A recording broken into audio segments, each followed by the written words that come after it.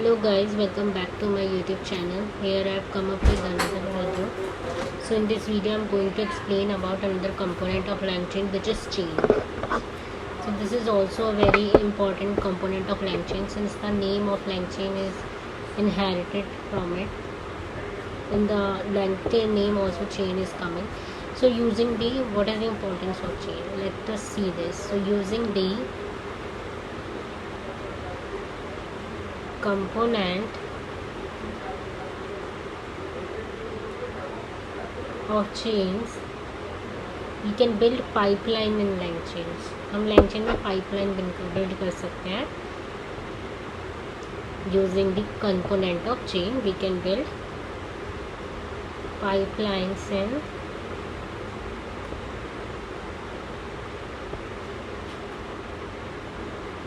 in LangChain. Okay.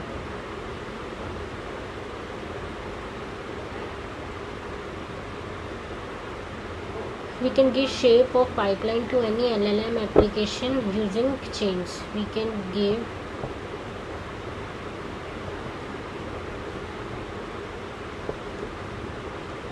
shape of pipeline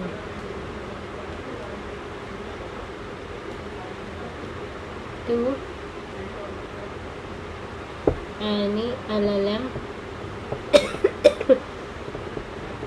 applications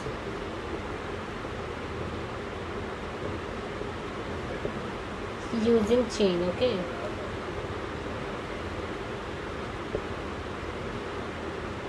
So for example, we have a task to make an app in which we have input in English text of, let's say, 1000 words.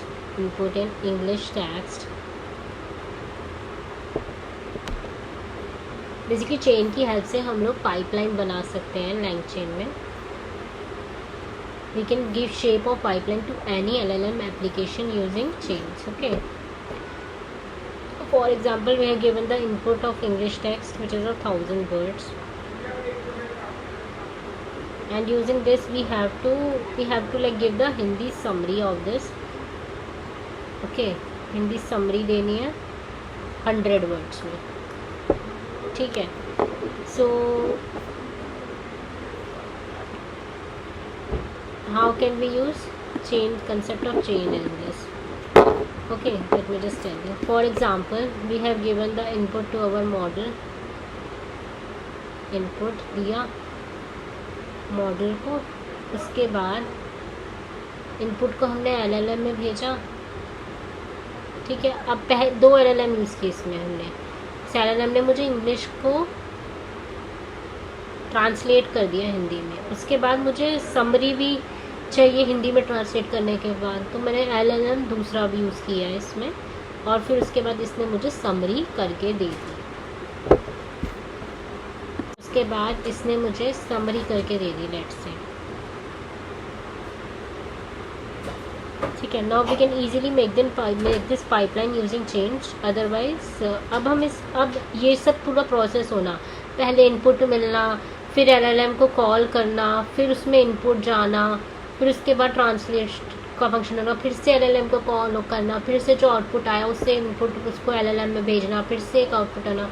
ये सब पूरा एक process जो है ना, अगर हम manually code करके करेंगे तो इसमें ये बहुत ही ज़्यादा टाइम टेकिंग हो जाएगा. अब LangChain की हेल्प से हमें वो चेन्स के कंसेप्ट से हमें क्या बेनिफिट मिलता है कि हमने बस इनपुट देना है, उसके बाद बाकी सारा काम ये सब खुद कर लेगा. कि मतलब हमें उसके बाद किसी चीज़ की टेंशन नहीं देनी कि LLM को कॉल करना है, इधर से इसको इनपुट से इसका आउटपुट इसके इनपुट में इसका इनपुट बन जाए. मतलब इसके लिए हम पूरा कोड लिखने की ज़रूरत नहीं होती. जस्ट हमें बस इनपुट भेजना, उसके बाद सब चेन्स के कंसेप्ट की वजह से अपने आप ही मैनेज हो जाएगा. So we can easily make this pipeline using chains. Otherwise manually करना पड़ेगा हमें. ठीक है. सो यही मेरी खासियत है चेन्स की. और जो कि मतलब बेसिकली एक स्टेज का आउटपुट ऑटोमेटिकली दूसरे स्टेज का इनपुट बन जाता है. Output of one stage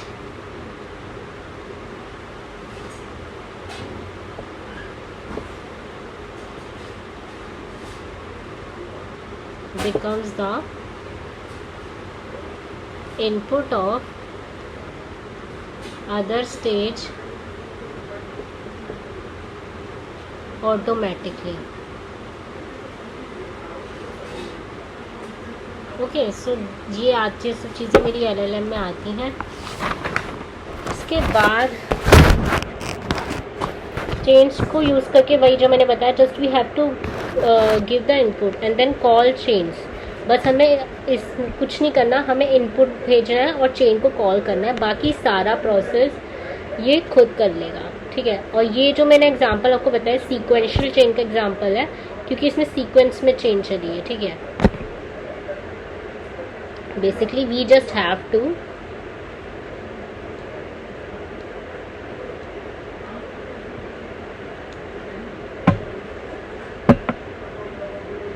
give the input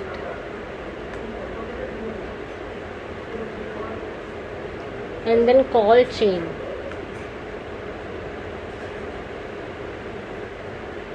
and then call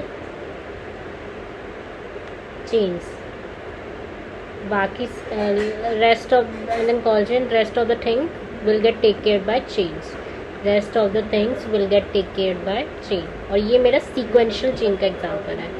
rest of the things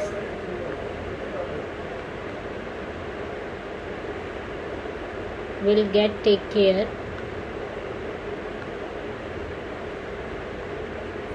by chains। ठीक है, ये हो गया मेरा।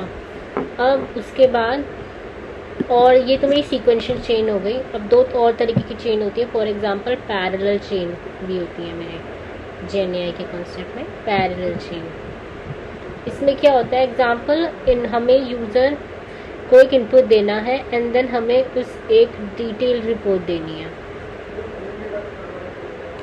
ठीक है, एग्जांपल जैसे एग्जांपल मान लो हमें एग्जांपल क्या ले इसमें कि user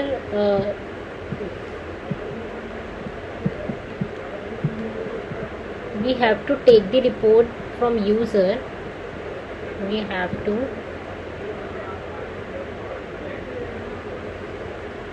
take the report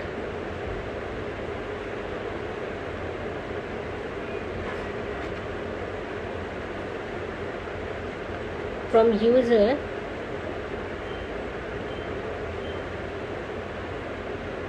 and then give him the detailed report।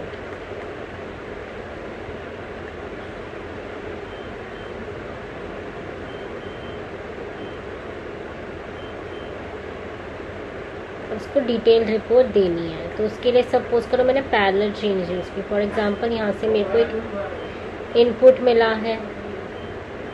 ठीक है, पहले तो वो एक LLM में गया, LLM 1 में गया,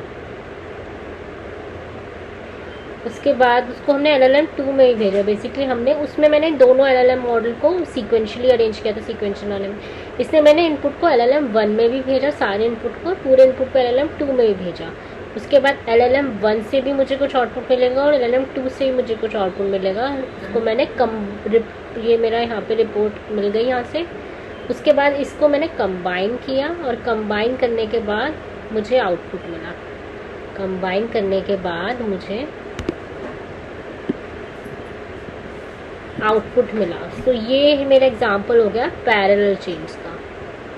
ठीक है, this is the example of parallel chain processing. अब एक और होती है हमारी which is conditional chain.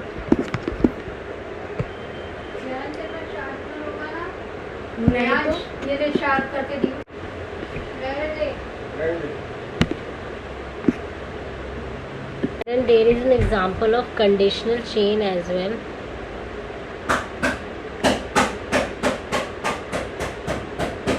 Okay, so for example we are making an AI agent.